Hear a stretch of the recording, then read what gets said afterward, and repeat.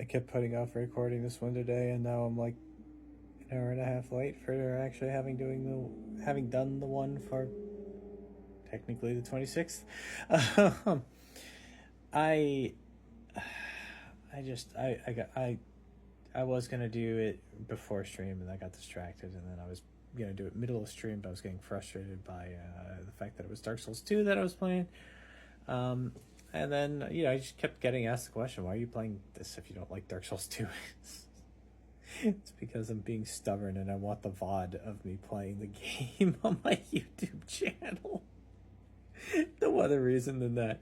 The first time I played it was because I didn't know what I was getting into, and then found out that I really didn't like it. And then the second time I played it on stream is because we hit $1,000 in a charity, and I was just like, "Yeah, guys, if we hit $1,000 in a month, that seems fair that I'll play Dark Souls 2 again." And people were like, "All right, bet." And then I hit like $700 in the first day. Yeah. So anyway, I'm playing Dark Souls 2 again. And I really do not like it. And I understand that there are people who really like it. And I'm happy for those people. Because those people actually get to enjoy themselves when they play it. I don't. I have so many problems with it. All the enemies feel like they're damage spongy and also hit you really hard. The pacing feels off as a result. It feels like the game is really built towards either you're just kind of fighting your way through until you understand the area a little bit and then just running past as much of the enemies as possible, or you are trudging your way through until you've killed them enough times that they don't respawn. Because this is the only game in the Soulsborne genre that I know of that the enemies don't respawn. Well, all the games have enemies that do not respawn, but all the enemies in this game eventually will not respawn once you've killed them enough times. Now, some enemies, as soon as you've killed them once, they're done, just like in the other Soulsborne games. But in other cases, there are enemies that will actually, or any of the standard enemies who do not do that, end up not respawning after, I think it's like 10 kills. I don't remember the exact number, but anyway. And you can get them to respawn by doing some stuff at the bonfires, but like, I'm not really looking to grind that much in the game.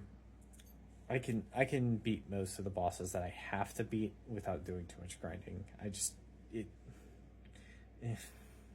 Also, the Smelter Demon is just, that was the bane of my existence today. I still haven't beaten it. I don't know that I will beat it. I don't know that I'm going to bother trying to beat it.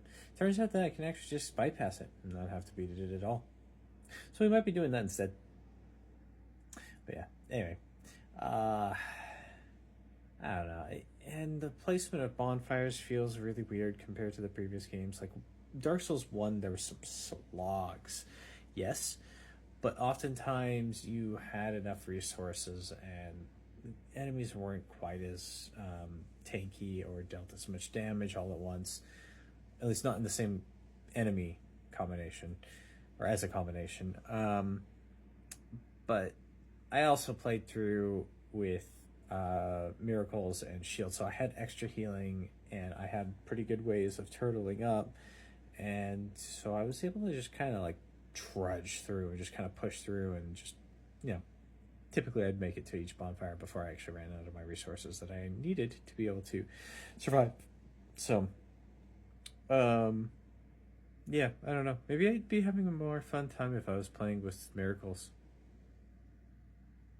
Should have considered that for this playthrough.